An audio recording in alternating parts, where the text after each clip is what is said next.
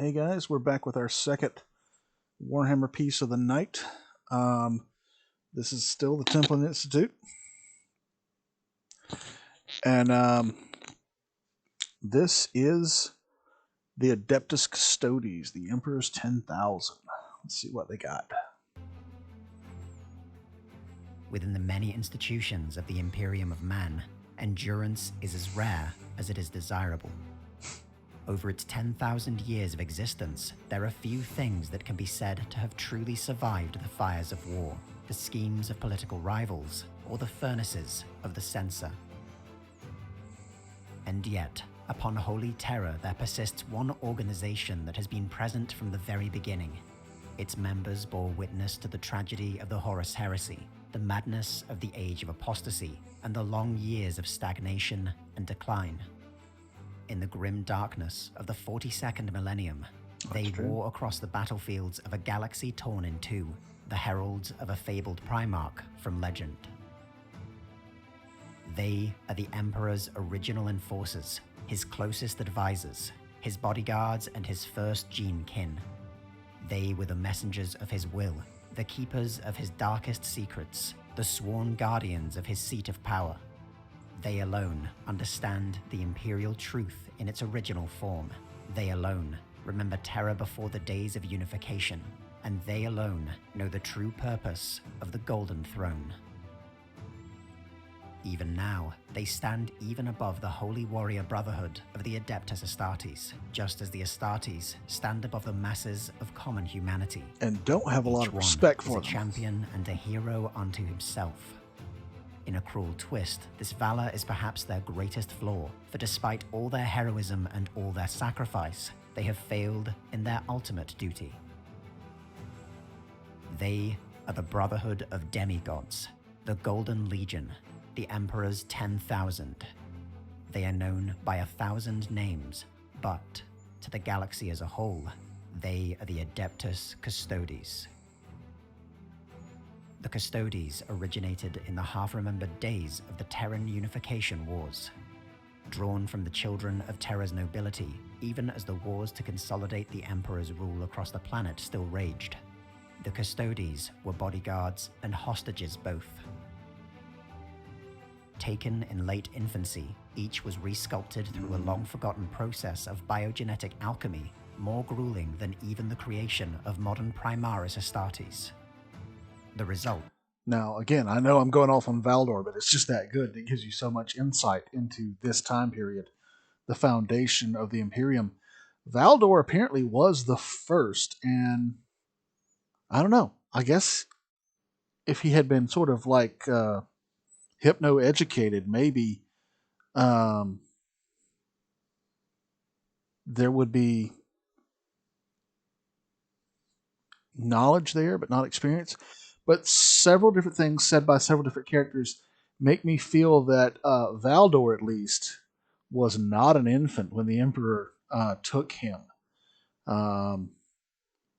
He himself seems to have some question of memory over things, and seems to know all the Emperor's secrets, or at least a lot of them, right from the get-go.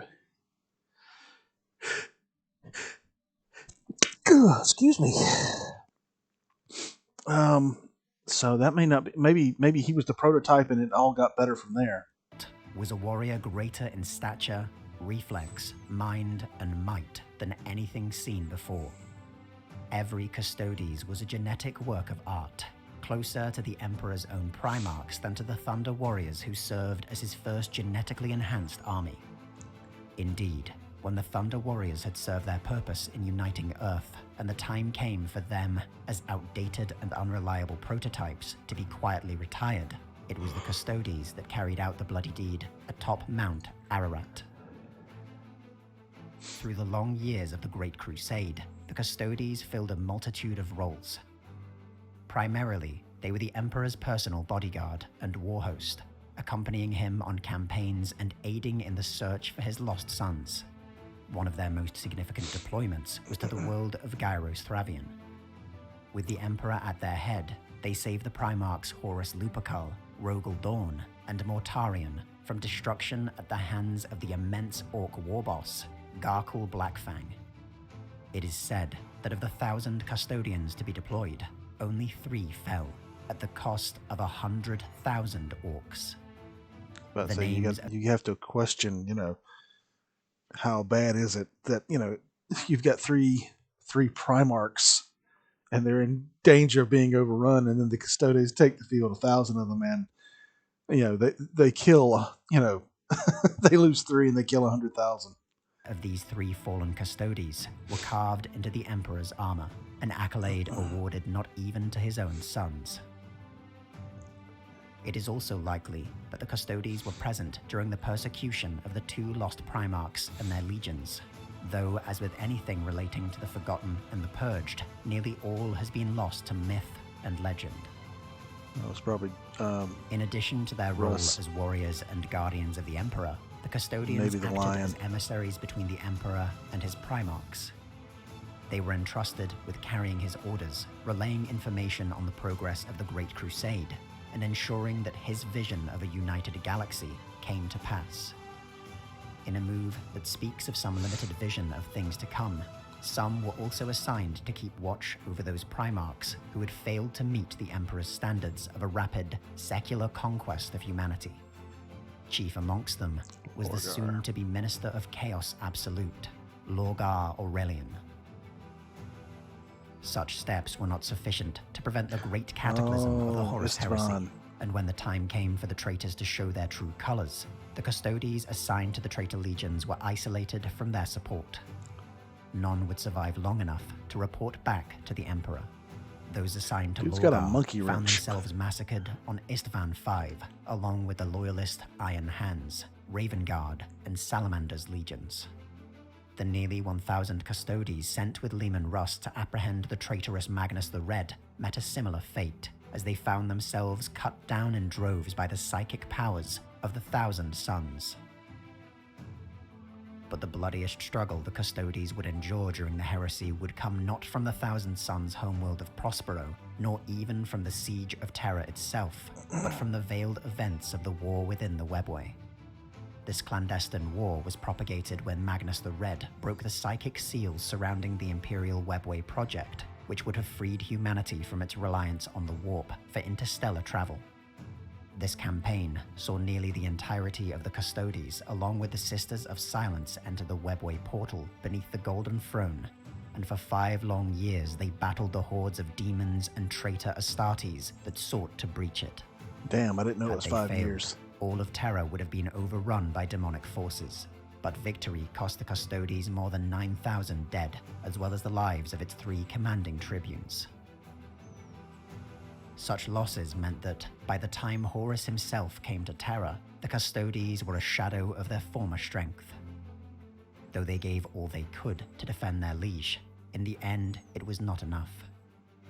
The Emperor was laid low by the dying blow of the arch-traitor, and forever interred within the Golden Throne.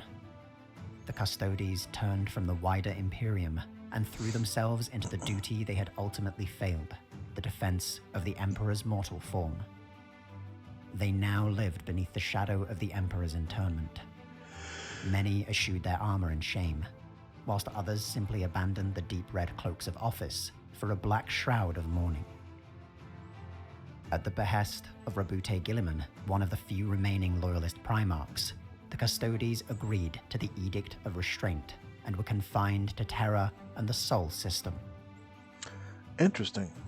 Though over the long millennia that followed, the Custodes were able to rebuild their strength, they were bound to never leave the solar system. Aside from a brief, extraordinary intervention, Now, I have never heard that one. I am not aware of this. I'll have to do some research. Because, one of the things that, when Guilliman comes back, he's like, what the hell have you guys been doing just sitting here for 10,000 years? Interesting. I need to look that up. Unless you guys have got some information on it. to stop the rule of the Mad Ecclesiarch Gog Van Dyer during the Age of Apostasy, the Custodes' actions would be limited to the security of the Imperial Palace and the Sol system for the next 10,000 years. The organization of the Custodes reflects their greatest strength. the individual skill and prowess of their members. Each custodian is part of a sodality, a formation similar to a squad, but with far more tactical flexibility afforded to the individual. Several sodalities make up a shield company, commanded by a shield captain, which in turn form shield hosts. Each host is specialized around a particular duty, from the Solar Watch, which operate the Custodes' fleet of warships, to the emissaries Imperiatus, who serve as expert diplomats and negotiators, to the Shadowkeepers, who guard the ancient horrors locked within the dungeons beneath the Imperial Palace. These hosts are guided by a council of their shield captains and Vexilius Praetors, their most veteran members and the bearers of a company's Aquila standard. Though several higher ranks exist, many are monikers signifying respect rather than formal positions. Every custodian is ultimately answerable to the Captain General, an individual elected from their own ranks to be their leader and representative within the Senatorum Imperialis. There exists a further separation between... I do have to say that the Custodes models, most of them look great. However, some of their weapons are just ridiculous. In particular, the swords with the bolt gun worked into the hilt. That's just... I like the spears. Even that axe looked good. But the sword with the bolt gun in the hilt is just kind of ridiculous to me. I would never build a model with that thing on there. The wider ranks of the Custodes and the Companions, the elite 300 who form the Emperor's personal attendants. This inner circle are directly responsible for the Emperor's safety, maintaining a constant vigil within the Sanctum Imperialis and over the Emperor himself. And one of them is named Each is selected from the wider ranks of the Custodes for some exemplary feat of skill and bravery that elevates them above their already superhuman brethren.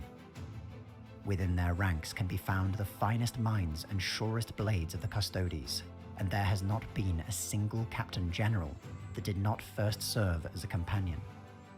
In the days before his internment, it is said that the companions were the Emperor's closest confidants, entrusted with whatever doubts and fears that may have plagued the master of mankind. In addition to their usual training that regime, does happen in the Valdor. Custodes conduct blood games amongst themselves.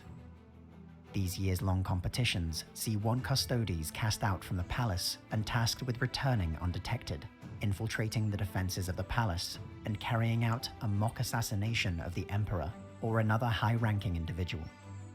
These exercises ensure not only that the Custodes are masters of counter-espionage, understanding every conceivable route an enemy agent could possibly take through the palace, but are more than capable of conducting such work themselves. Whether for the gathering of information or to strike at a target before it becomes a threat, these skills are invaluable in their sacred task of protecting the Emperor. Being part of the Emperor's personal household, the Custodes continue to be trained in far more than just the art of war.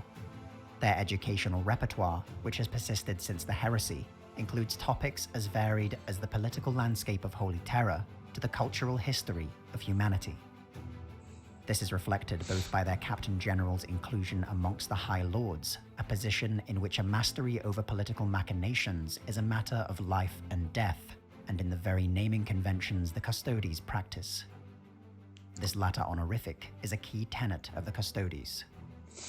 Upon their successful induction, a newly inaugurated member abandons any name previously given to them and instead picks one from humanity's collected myths and legends.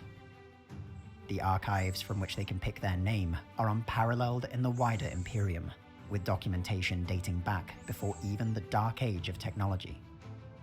Upon selection, each custodian inscribes their name on the inside of their armor, with more names awarded as great deeds performed. Yeah, that's it. It is said that Constantin Valdor, the Custodes' first Captain General, had earned over 1,932 names before his disappearance.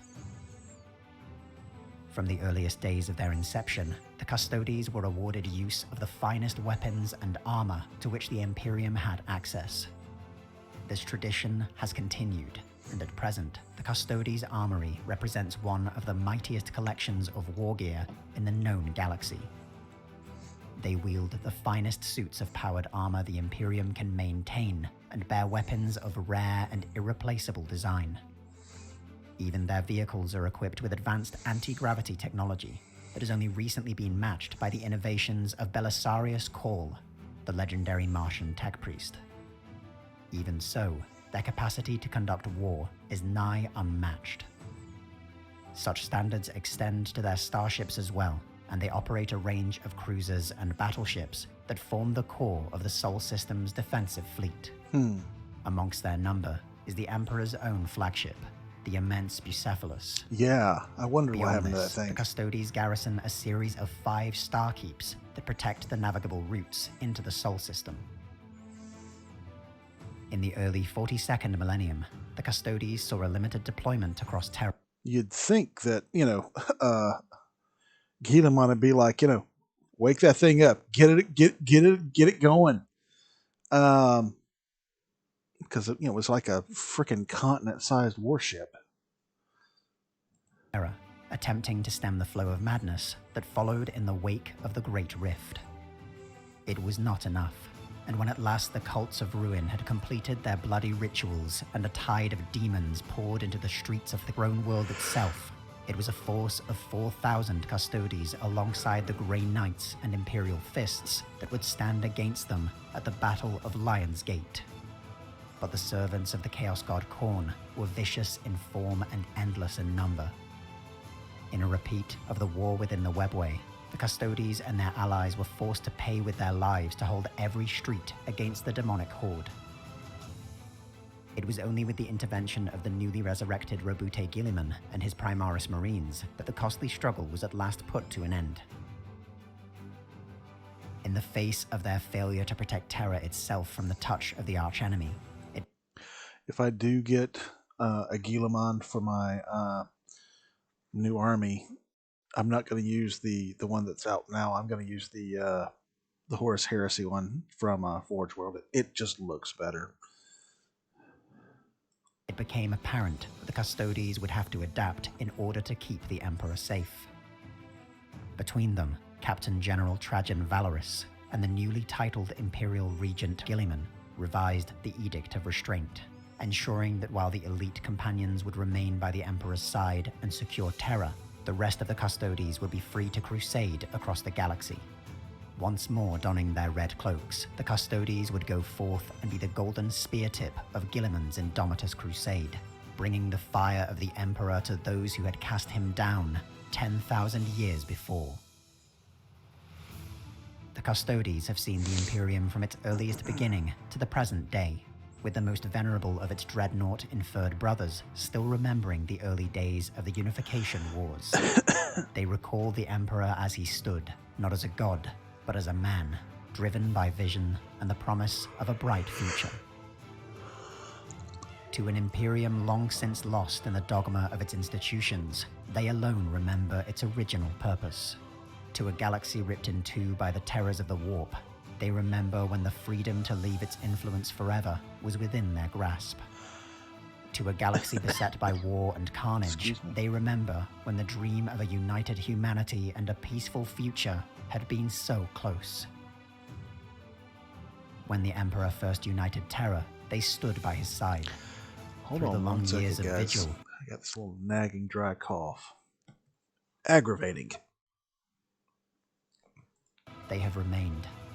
When at last the days of ending come, if the Imperium is shattered and the last defenses of Terra lay in ruin, they will be there still, blades drawn and hearts steeled against the coming storm. The Templin Institute... Pretty good. I like it when I learn something new about these armies and these factions. The edict that prevented them from leaving Terra is very strange. I would want a force that powerful. Admittedly, though, they were beat to hell. There was only like maybe a few thousand of them left after the Webway War and after Siege of Terra. Probably less, almost certainly less than that. So maybe they weren't in the shape they needed to be to go out into the galaxy. But yeah, it's like many of the things Guilliman did after the end of the heresy. Um, as he said himself, he made mistakes. There's things he shouldn't have gone down the way they did, but hindsight. Anyway, um, I'm going to move on to some other stuff, so you guys stick around. I hope you enjoyed this. I certainly did. If you guys would continue to please support the channel by liking, sharing, subscribing, commenting, that would be greatly appreciated. We're up to 82. Again, more than I ever thought we'd have. We're going to switch gears over to the Marvel trailers that came out this week. And then we'll see where we go from there. You guys have a good night, or stick around and watch the trailers with me. Catch you later.